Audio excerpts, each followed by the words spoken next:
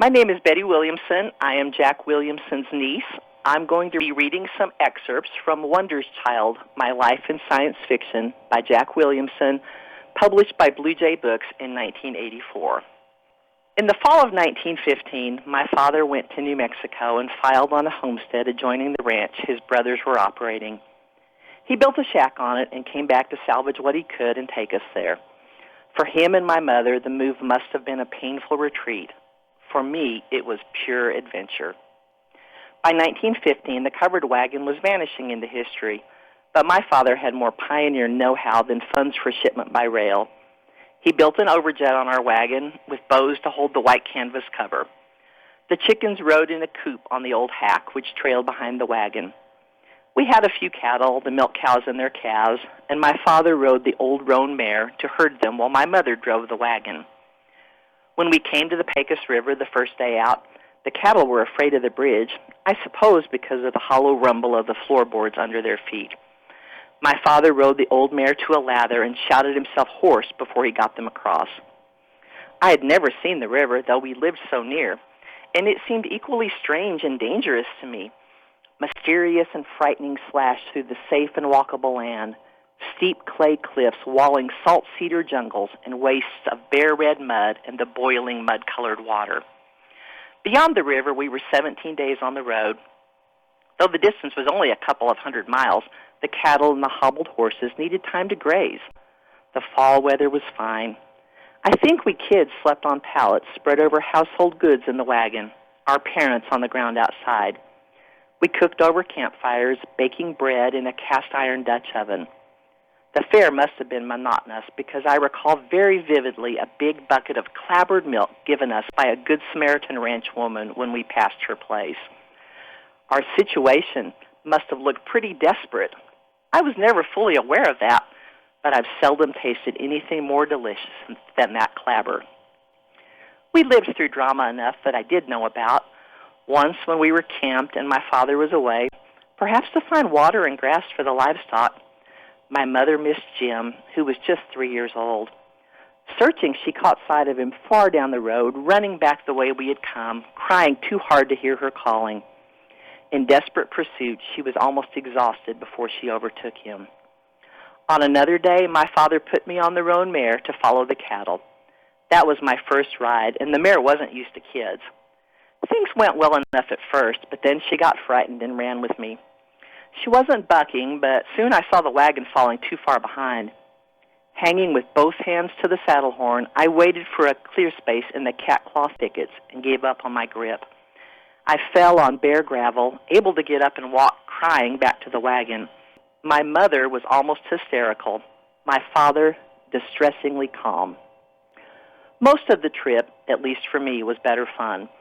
We were explorers, camping each night at places we had never seen before.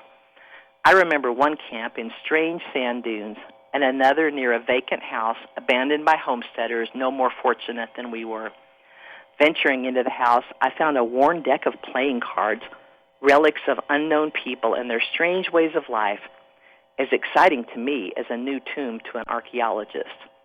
I remember feeling let down when the wagon stopped beside the tiny pine shack that stood all alone on bare, grassy flatness, and I knew the adventure was over. It was early November 1915 when we reached the shack in New Mexico. Built of raw pine, measuring only 10 by 12 feet, it still exists, sheathed now in sheet iron, and used as a tack room on my brother's ranch. It was kitchen, living room, and bedroom for our parents. We kids slept in the body of the covered wagon, set off wheels outside the east window, which we used for a door. I remember being sick with flu that winter, lying on my pallet and staring up at the translucent canvas stretched across the bows. My mother was a physician when we were ill. Though she had been a student nurse, she depended largely on medical traditions handed down from family members who had practiced on their slaves. In diagnosis, she inspected the tongue. When it was coated, the patient was bilious. Her standard remedy was a course of calomel, which is mercurous chloride, followed by a dose of a villainously bitter patent medicine called black draught. She was tenderly kind, and we survived. I remember a fire one night that had somehow spread into the kitchen end of the shack from the cook stove to a pile of the cow chips we used for fuel. When my father smelled the smoke, he shoveled them out in time to save us and the house. My gift that Christmas was a toy train, a cast-iron engine with cars. It had no track. We had come too late to get good land. Too many settlers had begun homesteading the open range that such ranchers as my father's brothers had been using. And I remember bitter talk of nesters and squatters and gun-toting claim jumpers and 90-mile wagon trips to file lawsuits in Roswell. Albert, the youngest brother, survived such troubles to hold the ranch. He lived there until one summer day in 1933. During a thunderstorm, he was sitting under a mulberry tree in the yard when lightning struck. He was killed. Ted, his oldest son, still owns the ranch. John, named John Wesley for the founder of Methodism, was my father's favorite. Like my father, he had earned his degree from the University of Texas and taught for a few years. He seemed bright and warmly friendly when I first knew him, full of interesting things to say. Once he gave me a pocket knife. He never married, and his later life was a long slide into failure. I'm not quite sure what went wrong. He left the ranch, served a few years as county superintendent of schools, and farmed unsuccessfully. For several years, he lived with or near us, half dependent on my father. Misfortune changed him. My mother came to resent him as a sponger, and my affection faded. Our own early years were hard. My father moved the shack that first spring off the flat land where he had built it to a homestead in a range of sandhills, unfit for farming and with no water beneath them that well drillers ever found. We lived there 3 years, proving up to get legal title. My father built another little room beside the first. For shelter against the summer sun, he cut yucca, we called it bear grass, to cover chicken wire stretched over posts between the shacks. My mother planted a few flowers and a balsam vine beside the door, saving dishwater and bath water to keep them alive. Water was always a problem. My father dug a cistern, a pit, 12 feet deep, enlarged to a sphere at the bottom and plastered inside with thin concrete. He let me help with the digging. I remember the hollow boom when we spoke inside it and the reek of beetles that fell in and died there. To fill it, we hauled water in a wagon tank. I remember wash days, weekly ordeals that took place out near the cistern. The well water was hard. We heated it with an open fire under a big cast iron pot, softened it with borax, skimmed off a thick brown scum, made suds with vile-odored homemade lye soap, punched the soiled clothes through the yellow suds with a broom handle, and scrubbed them on a rub board, rinsing them through tubs of precious water, twisting them by hand to wring them, finally hanging them on the barbed wire fence to dry. When the rare rains came, we set every available pot and pan in the drip under the eaves to catch the sweet-tasting rainwater for washing and cooking. We lived close to nature. Though I never knew many botanical names, I recall the look and feel and smell and taste of whatever grew in the sand. The wonder of sleek green acorns swelling in their ornamental caps on the low-growing oak brush we called shinnery. The magic promise of a tiny, tender watermelon growing out of its dying bloom. The mystery of the sensitive plants that shut their leaves when you touch them. There was sweet nectar to be sucked from one white, deep-necked bloom. Grassburs and goatheads had to be avoided in the summers when we were happily barefoot. I remember running from the narrow shadow of one little bush to the cooler shadow of another on blazing summer days when the sand burned my feet. I envied the darting grace of dragonflies and squatted to puzzle over the ants, each blindly frantic in its mindless-seeming motion, yet all of them together somehow building roads and digging their underground homes. I watched dung beetles rolling and burying their neat brown balls. I remember the quick little lizards shining like green gems when they stopped on hot days to pant, and the butcher birds that caught and impaled them on barbed wire to dry. I recall the awesome splendor of a thunderstorm and the feel of distant lightning when it hit the fence wires and the slashing savagery of hail. I can still see every twist of the road that ran through the dunes to the claim. Most vivid, perhaps, is a night when I was walking home, or running when I had breath enough, carrying a gallon of milk in a tin syrup bucket. I was all alone, the dust getting thicker and the coyotes howling all around me. I had been told they were harmless, but I couldn't help thinking they might like milk. One of our first neighbors was Big Jack Ralston, a tall, laconic Scot who had been a windmill repairman on the old DZ Ranch when it still covered most of the county. Now and then he talked, and I heard talk about him. A veteran of a more exciting age, he became a sort of Paul Bunyan in my mind, an almost superhuman hero. The Nesters had won their range wars by then, but I remember stories about the drunken cowboys who threw empty bottles at the dugouts on their way back to the job after a binge in Brutalis. And sometimes I found their bottles in the sandhills, turned a beautiful opalescent blue by years under the sun, fascinating relics of more romantic times. Our claim was on a narrow climatic line between the regions east of us that had rain enough to make farming possible and the semi-arid desert not far west where one cow must graze many acres to survive. That line shifted unpredictably, bringing sudden summer floods or, more often, ruinous drought. In a few wet years before we arrived, hopeful settlers had taken up all the better land in 160-acre homesteads. Dry times came and the rain stopped falling. Year by year, more and more defeated settlers gave up and left. We hung on, perhaps because we had nowhere else to go. Our own homestead was a section, 640 acres.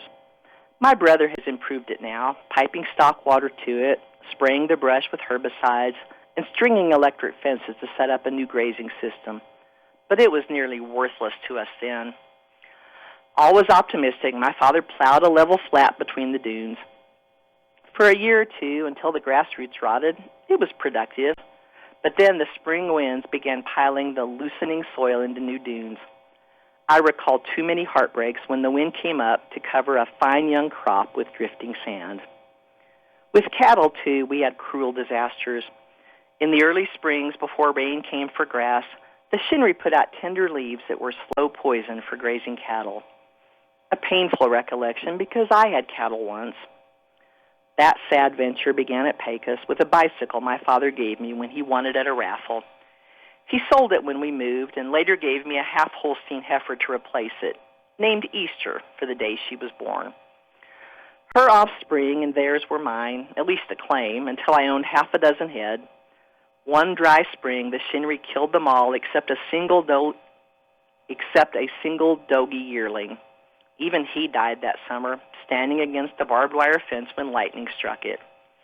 If science fiction is a way to escape, such losses left me looking for it. My father had misadventures of his own on a somewhat larger scale. He borrowed money to buy Hereford cattle. They might have done better, but in 1918, as he always recalled, there was no rain even to sprout tumbleweeds until August 8th. Uncle Frank had cattle, also starving. In search of pasture, he and my father herded them south and east into Texas. I went with them to drive the chuck wagon, following the herd. That fall, there was still no grass. My father shipped the hungry herd to Kansas City. I remember the lump in my throat when I stood waving to him on the caboose as the train took him away. Too lean for good beef, the cattle sold cheap, graded as canners and cutters. The bank got all the money.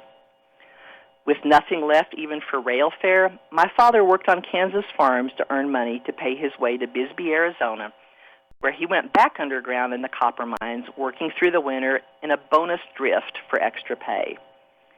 I think he enjoyed himself. He liked hard labor. After he was 90, I found him once at work with pick and shovel, deepening a not very necessary ditch to drain his orchard. He spent a lot of spare time that winter with books and magazines in the public library and came home full of new interests and enthusiasms for literature and world affairs. I recall his talk about Marse Henry Watterson's newspaper columns. We were soon subscribing to good magazines, Harper's and Scribner's at various times, World's Work and Review of Reviews, always the Saturday Evening Post. We kids used to ride 6 or 8 miles to get the mail at the Richland post office, or later at a box just as far away, on those red-letter days when the post would be coming with new installments of serials by Ben Ames Williams, and P.G. Wodehouse and George Barr McCutcheon. That hard year can't have been so pleasant for my mother. The winter of 18 was always recalled in local legend as a bitter one, with snow on the ground week after week. My younger sister, Katie Lee, had just turned 2, and my mother had 4 of us to care for. When Frank built a new house for Grandma Williamson and himself, we moved off the claim into an old 2-room house they vacated, burning sulfur in it first to kill the bed bugs. In nicer weather, we picked up cow chips for fuel to keep us warm. We got through the winter, but that spring disaster struck again. The house burned. I'm not sure whether my father was still in Arizona, but that day he wasn't at home. When we discovered fire in the attic, Joe and I ran to call Uncle Frank. He helped carry a few things out, but most of what we had was lost. I remember picking sadly through the ashes for the black and twisted metal remnants, the skeleton of the clock. My mother's wedding silver melted into shapeless lumps. My marbles turned to blobs of dirty glass. Uncle Stuart, generous as ever, sent my mother $500. I recall telling Frank about how happy we were with the gift and being sternly reprimanded for my indiscretion. Nobody had told me not to talk. In April 1917, the United States declared war on the Imperial German government. Influenza crippled the country in late 1918. In the Army camps, it killed half as many men as fell in battle. In November, the armistice was signed. Airmail service had opened between New York and Washington. John and Ethel Barrymore were starring on the New York stage. 9 years old when war was declared, I recall talk of high prices and a 25-cent war savings stamp my father bought for me, and the tough brown bread my mother baked out of no-wheat flour. Not much else. We were far from everything. Our only link to the outside world, that twisting road through the dunes, too sandy for cars and difficult even for wagons. Now and then I went along in the farm wagon to Richland, a tiny place gone and forgotten now. It was 8 miles from the homestead, 2 hours or more by wagon. Wednesdays were cream days when farmers brought cream and eggs to market. The cream, kept since the last cream day without refrigeration, had acquired an overpowering sour reek. The merchant candled the eggs to reject those too near hatching. We kids had gathered the eggs and helped milk the cows and turn the cream separator, but we never saw any of the money. Necessities were bought for us, but I longed for money of my own and grew up parsimonious. The eggs and cream went for clothing and a few essential staples: overalls, shoes for winter, flour and sugar and coffee. My mother made undergarments out of flour sacks. We lived on what we grew, meal ground from our own corn, home-smoked pork. Pig-killing time was a murderous ordeal. The victim was a friend we had known all his life. We had to watch him shot and bled and rolled into a barrel to be scalded, his hair scraped off, his spilled guts reeking. Beef commonly came from a milk pan calf, even more beloved. Its sacrificed flesh was hard to keep, but in winter a quarter could be chilled at night, hanging on a windmill tower, and wrapped by day to keep it cold. In summers, we jerked meat, hanging salted slices on the barbed wire fence to cure in the sun. Later, we bought a sealer and learned to can meat in tin. We drank a lot of milk. We churned butter. Sometimes we made cheese. The Mormons in Mexico had taught my father how. In the springs, before garden vegetables came in, we gathered pigweed and even young Russian thistles for greens. Fall turnips could be saved through the winter. Fresh fruit was scarce. Late spring freezes commonly killed the buds on the fruit trees my father put out. An orange was a rare Christmas treat. Prices were high at Richland, and my father went to Portales for most buying. A few times he took me with him on the 3-day expedition. Portales was the county seat, 35 miles from home, a long day's drive each way on the unimproved roads. We stayed 2 nights at the wagon yard, which had a camp house for people, feed and water for the team. The camp house had bed bugs. Our own bedding had to be shaken out carefully and hung a long time in the sun before we took it back in the house. Other things about those trips were more exciting. The electric light hanging in the camp house. I took the bulb out and stuck my thumb in the socket to feel the wonderful current, not just once, but several times. The great Fairbanks Morse engines and the town powerhouse and the tall steel water tower, which I once climbed to get a look from the top. High places always drew me. Motion pictures, though I must have been 15 before I got to see one. The first was The Golden Bed. The wonder of it haunted me for weeks. Doing dull farm chores, I began to dream of writing for the screen. I grew up in a social gulf, cut off by more than merely distance. My parents had little in common with our neighbors, mostly people of little education and narrowly fundamentalist religion, when they professed any faith at all. The earlier comers, too, had claimed better land and made more money. My mother felt our poverty keenly, but I had known nothing else. We had few close friends. I had none at all that I remember, and not much chance to learn to make them. My father did find fellow spirits among the merchants he met in Portales, and sometimes he attended the Oddfellows Lodge in Richland. My mother seldom left the place. I think she felt pretty bitterly that misfortune had exiled her from her own social class. I know she envied the townsfolk when she read or heard about their social activities. Struggling all my life in that paralyzing web of isolation, I have never broken entirely free. Yet, turning 11 years old in 1919, I was at least stirring in the trap, awakening to the worlds outside. My mother used to read aloud with a good deal of oral skill. Treasure Island, David Copperfield, a couple of novels by Gene Stratton Porter, the stories in the Saturday Evening Post. I recall the thrill of learning how to find my own vicarious adventure in the pages of a book. Grandma Hunt used to give me subscriptions to Youth's Companion and later to Boy's Life and American Boy, which had better stories. Even now and then a bit of early science fiction. I was awed by a monster that must have been a surviving dinosaur in The Thunder Beast by J. Allen Dunn. Once I saw an exciting meteor. I don't know the date, but I was the right age to feel its wonder. I was out in the cow pen just at dusk, closing a barbed wire gate, when I happened to look up and see it sliding silently down out of the south across the dark eastern sky. A large, jagged rock. Not knowing whether it was yards or many miles away, I still can't guess how big it was. Its velocity must have been relatively slow because only the sharp projections were glowing from air friction. All the hollows dark. It broke up as I watched, jagged black cracks spreading through it. Bright sparks rained out of them. The fragments dimmed quickly, and soon the whole thing was gone. There was no sound. Though I wondered if pieces had struck the ground, I had no notion where to search. I heard nothing about it from anybody else, yet it was something I've never forgotten, an early hint of the reality and strangeness of space. We were too far from school for me to attend. Even when my father taught 1 year at a one-room school called Tartop, he didn't take me. He and my mother gave me lessons at home, but never in any very systematic way. I had magazines at hand, if not many books, and an encouragement to read them, but I got a slow start in arithmetic. Actual schooling began the year my father taught at Center, a two-room school 4 miles from where we lived. Joe and I rode to school behind him on that old roan mare.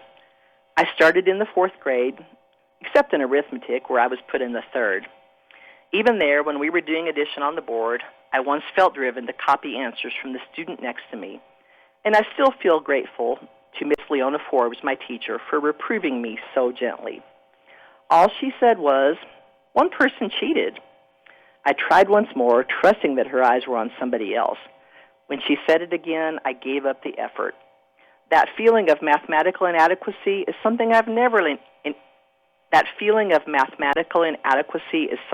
never entirely outgrown. When I returned to college in the 1950s, I was surprised to find myself earning A's in analytical geometry and calculus. We invented worlds, my sisters and brothers and I. Worlds real enough to us, though not as literary or exotic as those of the young Brontes. We had governments, currencies, cities and nations mapped out on the ground, staging campaigns to conquer or defend them.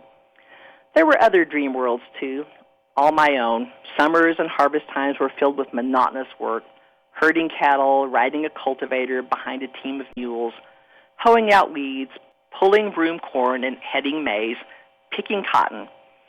From such a mind-killing toil, I always retreated into imagination. into endless cycles of adventure in which a more fortunate self was the hero. Sometimes, as I grew older, into fantasies of sex. At last, later still, into dreaming stories that I dreamed of selling. I don't know when that began to happen. We used to get circulars with pictures of Mark Twain advertising his books. Somebody said he got $1 a word. I remember asking if that included even the easy words like "the." Told that it did, I thought writing would make a fine life.